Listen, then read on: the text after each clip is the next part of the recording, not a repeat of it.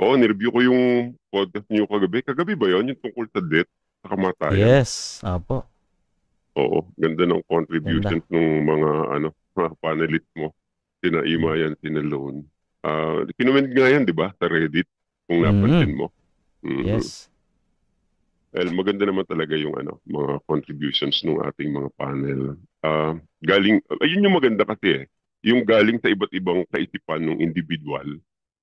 Yun yung maganda dito sa podcast eh. Hindi monopolated ang idea. Tingnan mo, i-compare mo broccoli sa MTGI. Sa MTGI, monopolated eh. Sino lang ang pinakikinggan? Si Kuya lang eh. Kuya. All throughout, imagine, 4 hours, 8 hours, si Kuya yung mapapakinggan mo. I mean, during sa teksto, sa pagkakatipon, sa kanya lang nanggagaling yung third. Opo, pinapakinggan mo isang tao lang. Hindi mo Oo, di napapakinggan ba? yung side ng iba. Yun, tama po yung Correct, sabi. correct. Unlike dito sa podcast, ang dami eh. May kani-kanyang idea. Mayroon sa Catholic side, nandiyan si Naima, si Sir Eli, si Lone, si Unsatisfied nga, nakikipag-ano na rin eh. Nakikipagsabayan na rin eh, di ba? Bumibigat na rin ng mga kalibre at kalidad ni Unsatisfied eh. So may mapupulot ka kung kani-kanino. At kita mo, nangyari sa MTGI, 3 taon na, ang topic puro pa rin pag-ibig. May pangangatwiran pa nga yung kuya natin doon eh. Alam mo ba yung katwiran kung bakit hanggang ngayon pag-ibig pa rin ang topic sa kanila? Narinig mo na ba yung katwiran ni Kuya Edom, bro?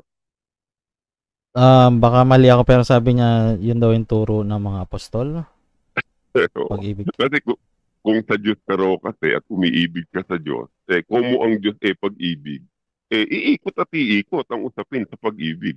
So, hindi ka na talaga makakakawala sa pag-ibig Mm. dahil ang Diyos ay pag-ibig.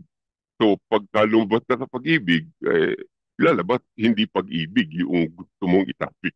It doesn't make sense pagka ganun. Wala talaga sa hulog yun. Hindi naman sa tayo nagmamarunong, broccoli, Pero, alam mo yung usapan tungkol sa pag-ibig, wala namang issue dun eh. May masama ba sa pag-ibig kung pag-usapan? Wala. Wala. Kasi we incline to love goodness rather than evil. Pero, palagay ko may konting sabit yun eh. Pag puro pag-ibig na lang ang ipapaksa mo. Bakit? Ito, try to think of this, broccoli. Tatanungin kita, nakikita ko nag-exercise kayo, di ba? Mm. Sa ano kaya ano ka ba? Sa ano bang gym mo? Anytime Fitness. Dalawa gym ko eh. Anytime, anytime fitness. Buti ka Ah, pa, dala-dalawa. Kami ano lang eh. Mga DIY lang talaga eh. Di ba nag-exercise ka, broccoli? Mabuti ba yung mag-exercise? Opo. Mabuti. Gawin mo sa umaga, mabuti ba yon? Opo. Gawin mo sa tanghali, mabuti ba yon? Opo. Gawin mo sa gabi, mabuti ba yon? Opo. Gawin mo sa hating gabi, mabuti ba yon? Yes po, mabuti. Gawin mo uli sa umaga, mabuti ba yon? Yes, mabuti. Oras-oras mong gawin, mabuti ba yon? Hindi na. Iniintay ko kung magbabago ka lang sagot eh. Broccoli lang ibig ko sabihin. Alam mo yung mabuting pag-e-exercise, mabuti yun eh. Gawin mo, mabuti yun eh. Pero tandaan mo, ang isang bagay na mabuti, hindi nananatiling mabuti kung wala na sa panahon at wala na sa tamang sitwasyon. Agree ka ba doon? Opo, agree. Mabuting mag-exercise. Pero pag wala na sa panahon at wala na sa tamang sitwasyon, tanungin mo yung mga bodybuilder. Di ba nakakapunit raw yan ng mga muscle tissue pagka wala sa sistema yung Mm. pagbubuhat mo? Mm. Parang ganito, may mga Bible believers tayo. Nabalta mo na ba yung titas na kumain ka ng pulot sapagkat mabuti? Opo. Agree ka ba na kumain ng pulot is okay? Opo. Pero naniniwala ka ba na kahit mabuti ang kumain ng pulot, dumarating yung time na hindi nagiging mabuti ang pagkain ng pulot? Opo. Kailan? Pag panay-panay. Wag na sobrahan. Galing. Kawikaan 25-27. Nakasulat yon. Yung pagkain ng pulot, hindi mabuti. Hindi mabuting kumain ng maraming pulot. Sa kabilang talata, may mababasa ka, mabuti ang kumain ng pulot. kumain ka ng pulot sapagkat mabuti. Ayun, given yon, mabuti ang kumain ng pulot. Pero mabuti man ang kumain ng pulot, kumain ka ng kumain ng pulot, tama ang Bible. Hindi mabuting kumain ng maraming pulot. So, dapat ang mabuti, gawin mo in moderation. Hindi na nagiging mabuti kung wala na in moderation. Masarap ba broccoli ang mag-asawa maglabing-labing? Ano ba si Opo. Adel? Wala na yata si Adel. Sayang. Wala tayong matatanong. Pero magkatuyo kayo buong gabi. Magkayakap kayo sa buong magdamag. Palagay Kantain. mo mabuti yun? Hindi. Eh, Umay ka rin. umay ka rin. Mangangalay ka rin doon. Kaya kita mo yung nangyayari sa mga sentimiento ng mga miyembro sa MCGI. Anong sentimiento ng mga miyembro? Di ba umay na yung maraming miyembro? Mm. Abay, ikaw man yun. Yun at yun ang naririnig mo. Abay, magsasawa ka rin. Masarap bang kumain ng kaldereta? Opo, ang sarap. Eh, araw-arawin mo kaldereta. Buong Ay, taon. hindi na po. Masusuka-suka ka na. Kuya, ganyan na nangyayari sa'yo sa MCGI. Hindi naman kami nagmamarunong. Pero Ibig ilagay sabihin po, mo, walang progreso sa MCGI. kumbaga, ilagay mo yung katwiran mo. Oo, ang Diyos ay pag-ibig. Mabuting pag-usapan ng Diyos. Mabuting pag-usapan ng pag-ibig. Pero tandaan mo, kuya, kuya, patay ka na po ha, hindi kami dapat nagsasalita ng ganito. Pero gusto lang naming ipapansin. Unang Timoteo, alam ni Lone Warrior ito, Unang Timoteo 1:8, ang kautusan mabuti kung ginagamit sa matuwid. Ano ibig sabihin ng talata? Nawawala ang essence ng mabuti kung hindi mo gagamitin sa matuwid na paraan. Ayan, we know that the law is good when used correctly. Applicable yan sa lahat. Yung pag-gym mo kanina, applicable yan, broccoli. Yung pagkasama ng mag-asawa, magkayakap buong magdamag, applicable yan.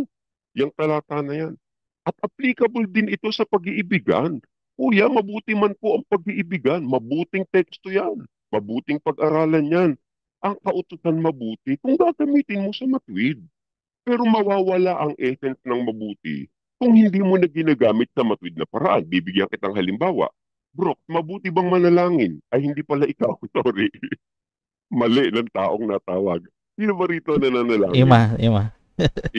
Ima, mabuti bang manalangin? Baka tulog na si Ima, baka Walang mic. nananalangin. Mabuti Ako po, mabuti. mabuti. O kung mabuting manalangin, mabuti bang manalangin sa umaga? Ay, opo, pagkagising. Mabuting manalangin sa tanghali. Opo, Mabuting manalangin sa gabi. opo. Nanalangin ka sa gabi. Nanalangin ka madaling araw. Pagkapanalangin mo ng madaling araw, alas 7, nanalangin ka uli. Bago ka pumasok, nanalangin ka uli. Nasakyan ka, nanalangin ka uli. Pagdating mo ng opisina, nanalangin ka uli. Pagdating mo ng banyo, nanalangin ka uli. Bawat oras na lang nananalangin ka, mabuti pa ba yung ginagawa mong pananalangin? Wala na pong tulog, kapatid. Di ba? Ang ibig ko lang sabihin, yes, mabuting manalangin. Pero yung pananalangin mo, nakakaapekto na sa paghahanap buhay mo. Kahit mabuti ang pananalangin, nawawalan na ng kabutihan ang salitang panalangin. Ganon din ang pag-ibig. Mabuti ang pag-ibig, kuya. Wala kaming tutol. Pero lagi na lang, yan ang teksto mo, nawawala na ng esensya ng kabutihan ang salitang pag-ibig. Hindi na siya nagiging mabuti. Bakit? Wala na kasi siya sa matuwid na paraan. Ang kautusan matuwid kung ginagamit ng tao. Ang mabuti kung ginagamit ng tao sa matuwid. Ayun. Yun lang ibig namin sabihin. Ngayon, balik ako dun sa sa punto ko kanina na tungkol sa kamatayang na pag-usapan niyo. Wait lang. Holy. Oh, go. Bro Dark Knight, may question dito. Yung community prayer daw, may nakasulat na manalangin, ano yan? Gabit araw ba? Ano ba nakasulat? Walang patid. Manalangin ng walang patid. Oo. Ang interpretasyon kasi ni Beth Jen, yung walang patid na tuloy-tuloy yung pananalangin. Not necessarily namang Ano yung walang katapusan? Technical Na masyado, lalaki. literal. Oo, technical na literal. Oo, wala naman sa hulog. Okay, So, okay. yung mga simpleng bagay na gano'n oo, mabuting kumain ng pulot eh. Pero pagka kinakain mo na araw-araw na, hindi na nagiging mabuti. So, dapat ilalagay mo in moderation. Katuparan nyo ng sinabi ni Pablo na mabuti ang kautusan kung gagamitin mo siya sa matwid na paraan ng paggamit. Well, halimbawa, doon naman sa kamatayan pinag-usapan nyo kagabi, one thing is for sure, lahat tayo mamamatay. All of us will experience that. We just don't know when will be our time. Malay mo, bukas makalawa, di ba, ako or ikaw. Dati, bata ka pa, broccoli, di ba? Dati, ewan ko, napapansin mo ba? May tinatawag ka ba lolo noon? Mm. Opo. Asa na yung lolong tinatawag mo noon? Wala na. Wala na Patay eh. na. Meron ka bang tinatawag na tito at tita noon? Opo. Maybe some of them wala na rin eh, di ba? Opo. Di ba? May tinatawag kang papa. Yun. Tayo mga, eto na sa edad natin, may tinawag tayong lolo. Yung mga lolong tinawag natin, wala na eh.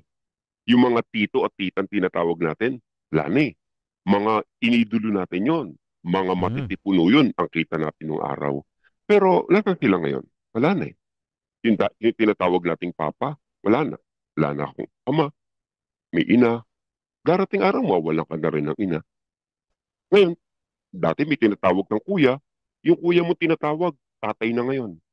At ikaw na dating tinatawag na utoy, ano na tawag sa'yo ngayon, broccoli? Utoy pa ba? Hindi na. Dad na Hindi na. rin. Ganun na rin, di ba? Nakita mo yung shift, ano? Si Totoy Bibo lang naman hanggang ngayon, Totoy pa rin eh. Mukhang lalaki na. Hindi mo mawala pagka-Totoy niyan eh. Ganun ang Saka buhay. si Sis Baby. Ay, Oh, sorry. hanggang ngayon, baby pa rin, di ba? Well, ganun talaga buhay. Yung dati mong tinatawag na lolo, wala na. Dati mong tinatawag na tito at tita, some of them passed away already. Yung dati mong kuya at ate, parents na rin sila ngayon. Yung dating ang tawag sa'yo ay iho, wala. Ikaw na ngayon ay ang tawag sa'yo. Namili nga ako nung isang araw eh. Tawag sa akin eh, mama. Mama, dati sa akin tawag eh pa ako. Mama. Bakit ganun? So, nung papansin mo, lahat tayo makaka-experience nun eh. Soon enough, eto yung masakit. Soon enough, tayo naman ang mawawala sa mundo. May sikat ngayon, Adele. Search mo sa chat GPT, yes, lilitaw ang pangalang Adele. Search mo Broccoli TV, yes, lilitaw ang Broccoli TV. It's your, it's your time. Your time to shine. Pero bukas makalawa, bro, tatanda ka na rin. Magiging Mm. lolo ka na, magkakaapo. Mawala ka na sa mundo. May papalit na panibagong henerasyon. And that's the reality of life. And we have to accept that. So siguro, samantalang buhay pa tayo, just focus and connect with your loved ones. Para kung nasa dapit hapon ka na ng buhay mo, alam mo yon, yung wala kang regret. Yung alam mong nararamdaman mong malapit ka ng mamatay, na ang magiging laman na lang ng isip mo, sa sandaling panahon na yun na mamamaalam ka sa mundo, wala kang ibang iisipin na pagsisisihan mo. Mas masarap sa pakiramdam yung nasisiguro mong mamamaalam ka na masasabi mo sa mga mahal mo sa buhay sa sarili mo, nagawa ko at nabigay ko ang lahat ng magagawa ko para sa mga taong iniwan ko. Yun ang pinakamasarap na pakiramdam ng isang taong mamamatay na wala kang regret at pinagsisisihan sa buhay. Kaya samantalang buhay ang asawa mo, cherish the moment. Nandiyan ang anak mo, pakiramdam mo nang iistorbo dahil nasa trabaho ka. Huwag mo paalisin. Bakit ka ba nagtatrabaho? Kaya ka nagtatrabaho para sa pamilya mo. Ito na nga ang anak mo eh. Pamilya mo eh. Nang iistorbo sa'yo eh. Iwan mo trabaho mo. Sandali lang ang 5 minuto para makipagkulitan sa anak. Ganun talaga. Malay mo bukas makalawa. Hindi naman ang kamatayan ng tao ay nasa katandaan. Baka ang anak mo mawala. So, grab every moment. Grab every opportunity. Ilang naman yung payo ko dun sa mga nakaka-experience ng, alam mo, yung mga pighati sa buhay. Ngayon, natuwa nga ako kanina, Broccoli. Masip naman ako dun sa topic mo tonight. Mm. Natuwa nga ako dun sa sinabi mo na gumagawa ka kamo ng problema. Mm. Mabuti ka pa. Bakit po? Gumagawa ka ng problema pag wala kang problema. Ang laki ng problema mo. Ang problema mo, wala kang problema. Samantalang kami, broccoli, abay nung magsabog yata ang kalangitan ng problema sa mundo, bay nakaluyata naming lahat. Well, ganun talaga sa buhay. Hindi kasi lahat ng bagay sa mundo makukuha natin samantalang nabubuhay tayo. Alam mo, yan din yung naiisip ko lagi from time to time. Minsan pag kami nakikita akong babae na alam mo yung nabugbog ng asawa, minsan nasasabi ko na, he didn't deserve that. Sana hindi siya nabugbog ng asawa niya. Sana ang napang-asawa niya, yung pagaya halimbawa ng ideal man. Minsan nalulungkot ako pagka mayroon akong nabalitaan na inapi, parang she didn't deserve that. Sana ang nakita niyang partner niya sa buhay, yung mamahalin siya at pagtisilbihan. Well, ganun talaga sa buhay. Ah, hindi lahat ng bagay makukuha natin. Sa isip ko kasi laging mayroong ganun eh. Maliit na bahagi ng isip ko, parang ano ba ang buhay ng tao?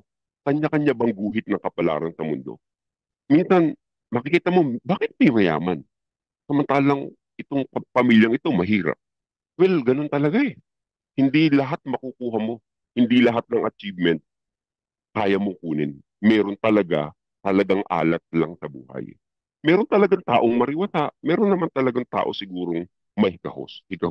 Pero one thing is for sure. Ano man ang kalagayan natin sa buhay, wala ka mang problema, broccoli, lahat tayo may kani-kanyang suffering. May kani-kanya tayong experiences, regardless kung sino pa tayo at ano pa ang kalagayan natin sa buhay. I'll just make it short. Broad kasi yung usapan about suffering eh. When suffering comes, I think for me, the best way to combat is to think na ready ka to accept the reality. Dapat yun lagi ang isipin mo. Dapat nandun ka agad ang acceptance pag may dumating na suffering. Kita mo yung mga namamatayan, broccoli. Di ba sabi ng Biblia yun eh? Nakasumpong ako ng lalong mapait kaysa kamatayan. Alam mo yung mamatayan ka, masakit yun eh. Mabigat yun eh. Ako namatayan ako ng tiyahin nung isang araw lang. Nakaramdaman ko kay nanay ang bigat ng loob niya. Pantinin mo yung binabalitaan ng namatay sa pamilya. Ano yung unang reaction nila pag narinig nila yung balita? Di ba? Pag narinig nila yung balita, halos mag-hysterical yung mga tao. Pero pantinin mo after ilang days na makausap mo yung tao na yun. Minsan makikita mo tumatawa na rin after a while di ba? Bakit ganun? Kasi that person came up to the point na, yeah, wala na siya. It's over. My loved one has gone. So, I have already accepted the reality. Kaya eto, nakakangiti na ako ngayon, nakakausap mo na ako ngayon. So, ang una kailangan, acceptance eh. Sa lahat ng dagok na darating sa buhay mo, dapat ready ka to accept yung suffering. Anumang pagsubok yan, anumang paghihirap yan, harapin mo. Huwag mo siyang iwasan. Then what's next? Just deal with it. Go with the flow. Huwag mong iiwasan yung pagsubok sa buhay mo. Kung ang alon ng ilog is going against you, just deal with it. Lagi mo lang tatandaan. Ang problema, yes, mayroong simula. Pero tandaan mo, ang bawat simula, mayroon ding katapusan. Matatapos at matatapos ang suffering mo along the way. And you know what? The good thing is this. Ang taong kagaya mo na matapang na humarap sa samot-saring suffering, pagsubok, problema sa buhay, ikaw ang taong magiging inspirasyon ng mga taong nakapaligid sa iyo at sa mga taong iiwan mo. Kaya sa lahat po ng mga nakikinig ng podcast na ito na humaharap sa mga sufferings ng buhay, tuloy lang po ang laban. Walang susuko, walang bibitaw. One day, tatawanan mo lang din yan. Yang sufferings na yan na pinagdaanan mo sa buhay mo. Yan ang sa akin, Brock. Pasensya na nahaba. Gandang gabi po sa inyong lahat.